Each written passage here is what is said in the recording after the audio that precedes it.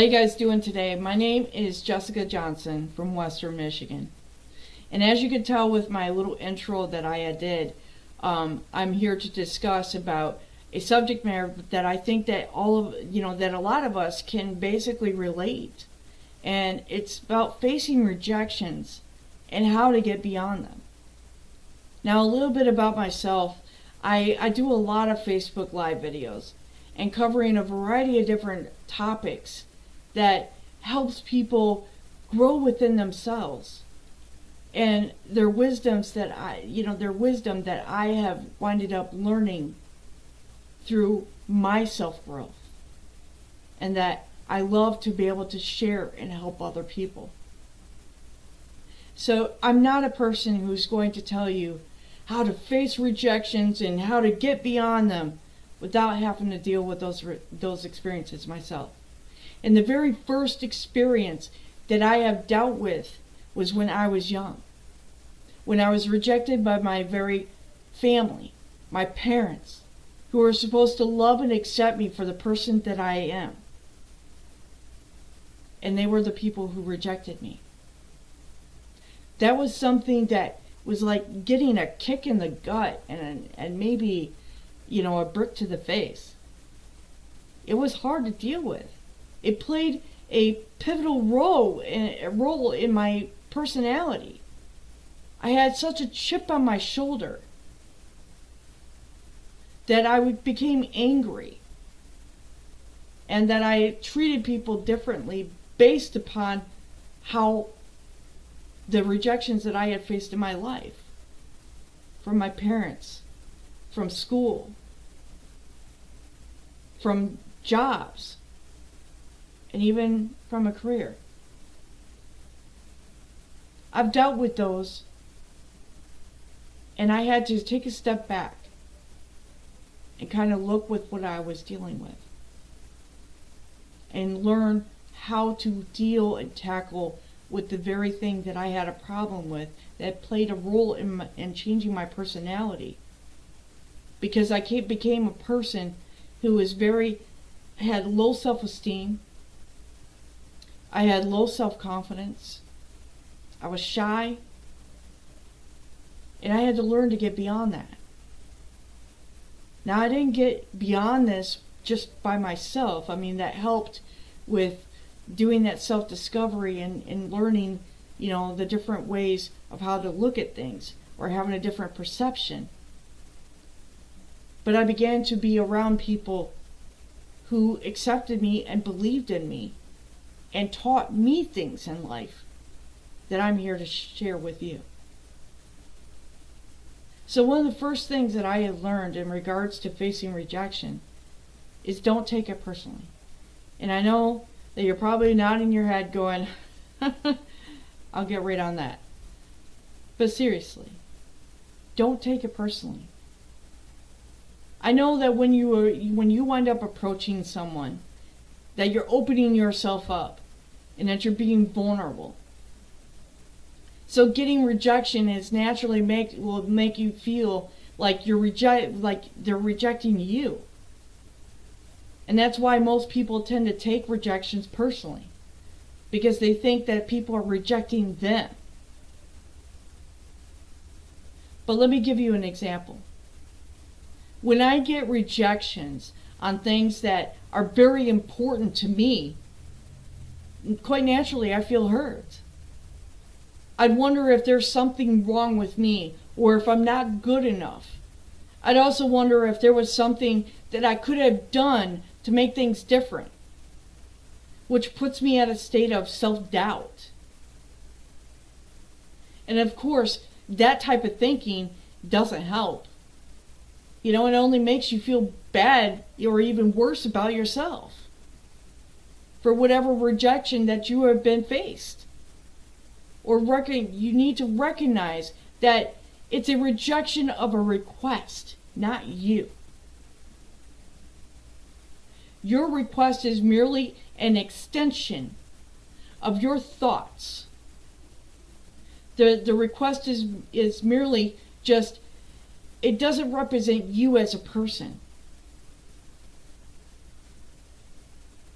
And the thing is that, believe it or not, you may think that that both of them are the same. They're not. Not both. Both of them are entirely separate things.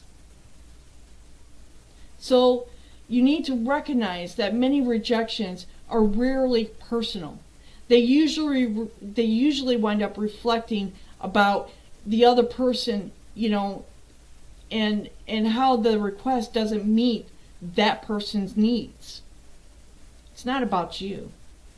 And by taking yourself out of that equation, you'll realize that a lot of your emotional responses with rejections were just irrelevant, not relevant.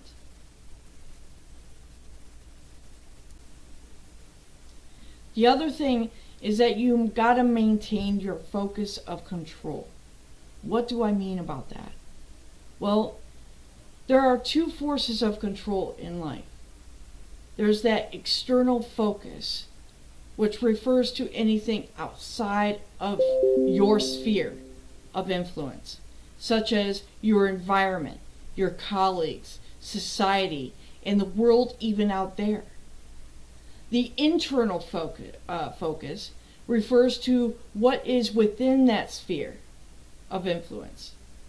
Your thoughts, your feelings, your actions and behaviors. See, someone with an external focus of control, they wind up seeing the world as being the main controller of your universe. And on the other hand, someone with a high internal focus of control sees that, his or her reality, that they have control of your reality. And that he or she recognizes that he or she has the power to do whatever he or she wants. That's the difference. And you see that most people will adopt like a high external focus of control in the face of rejection. They'll lose self-confidence and will see themselves as incapable or lousy or even worthless. Yet doing so does not address the situation. It only sends you on a downward spiral, which serves absolutely no purpose other than to feel like crap about yourself. Not only that, but you're also relinquishing your power to others. And that's not good at all. You definitely don't want that.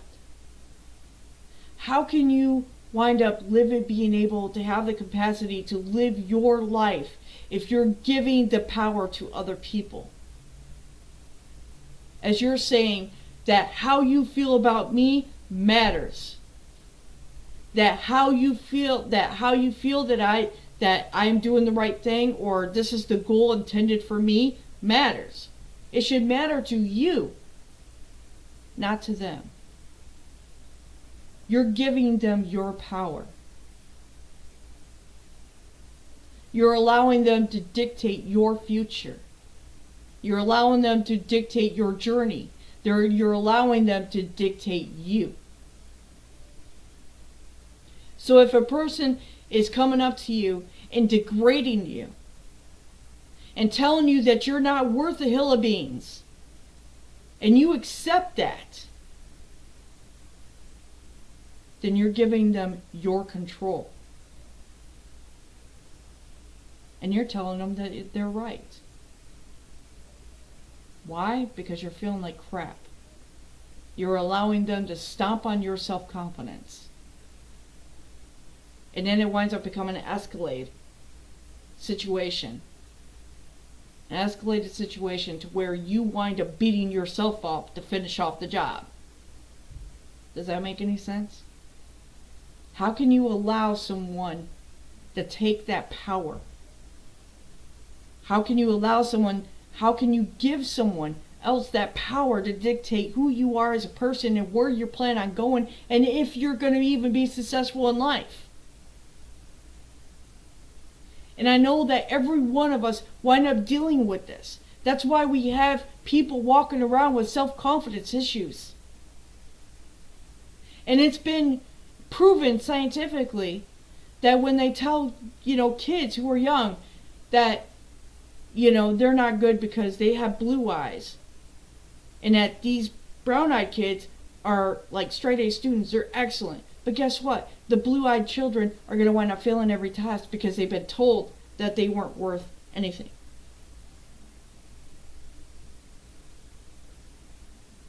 The best way to handle rejection is to basically maintain your focus of control. You got to maintain the focus of control in your life. There are always going to be naysayers. There's always going to be people in the nosebleed section and being hecklers, telling you that you're not any good, or this and that and the other. But are they in the ring fighting with you? Are they in the ring living your life? Are they in the ring paying your bills? Are they in the ring that's going to determine your future? No, they're not. They're in the nosebleed section and telling you what they think you are, or telling you what they think that you can achieve. And the key is that you got to tackle the naysayers versus letting yourself be beaten down by them. You need to focus on the things that you can take action on. What you can do about the situation. What you have learned about it. How are you going to apply what you have learned, and what are the next steps? The more you focus on that,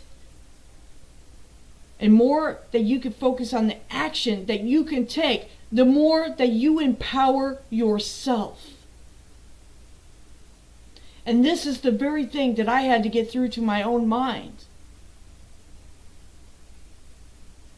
And to stop people from giving them my power and beating myself up. This was the very thing that I had to learn. And this is the very thing that I'm telling you. So one of the things that I had to learn from rejection was this. That there's always a reason behind each rejection. And that sometimes it may be a lackluster of ideas, a mismatch of needs, or a bad presentation of like an idea, or a bad approach, or incompatibility of values, or a misunderstanding, and so on and so forth. So you need to learn from that rejection. Why were you getting rejected? Does your ideas differ from that other person? Or did your presentation be able to highlight the things that you were trying to get across? You got to also realize that rejection is a progression, not a regression. Let me say that one more time. You got to really realize that rejection is a progression, not a regression. Most people wind up they just dislike rejection because they associate it as a regression and moving backwards in life.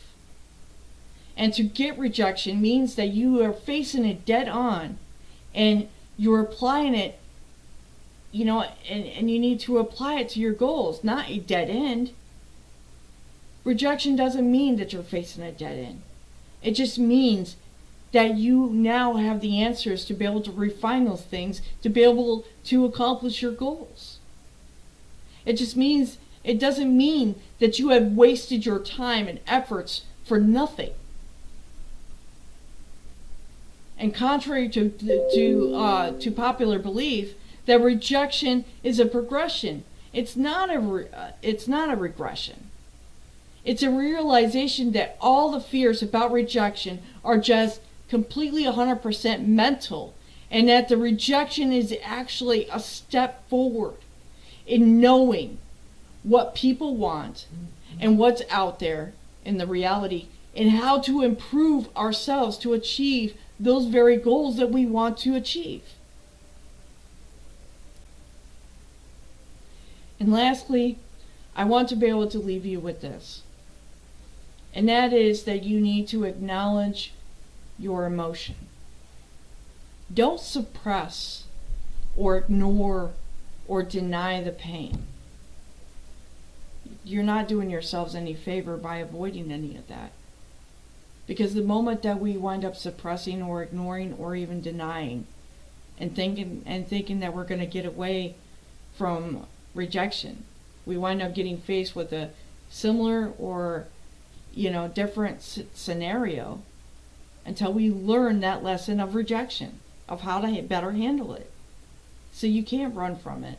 You can't suppress it. You can't ignore it, nor can you deny the pain of it, because you're just bottling it up inside of you for it to come out in whatever way. And there's always trigger points throughout our life to bring that out into the surface. You see, mentally strong people, they acknowledge their emotions. They wind up admitting when they're embarrassed, when they're sad, disappointed, or even discouraged. And they have the confidence in their ability to deal with those uncomfortable emotions head on. Which is basically an essential to coping with their discomfort in a healthy manner. When we're able to realize what the emotions we feel and to try not to stuff it deep inside or to try to blow it off, but to actually realize what that pain is and to admit what that is, we become healthier individuals. We grow from that. But just remember, stop giving other people your power.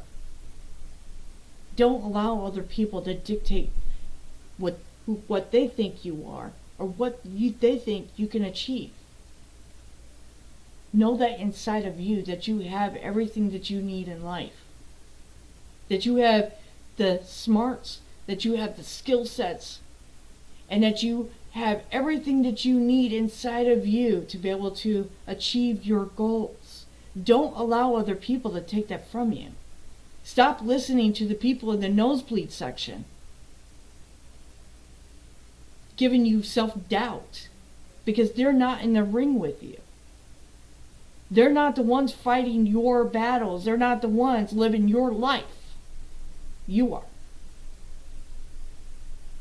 You need to look deep within yourself and know who you are. Because you have what it takes. You have what it takes. Start looking at rejection in a healthy manner. It's like constructive criticism. So that way you know what to do. You know how to refine your goals. You know how to refine yourself. Being able to know and grow from it. Learn from it. See it for what it is. It's all in the perception of what we think. That's what we can control. Control or focus on the things that you can control, which is your own behaviors, what you think, your actions that you take. Never mind about the external things that you can't control. You can't control what people think about you. You can't control whether they're going to accept you or reject you. You can't control how people are going to react. But what you can control is how you react, how you view yourself, how you be able to react to certain situations, and your behavior and your personality. So stop trying to worry about controlling the things that you can't. Bring in your focus to a different perception, to a different direction, and where it should be. You. You. Because you control your destiny. You control what you're going to do in your future, and how you're going to achieve your goals. You are in that ring. You are the one fighting those battles. So stop listening to what other people think about you. Start owning who you are as a person. And that's how you're going to face rejection. Thank you so much for watching.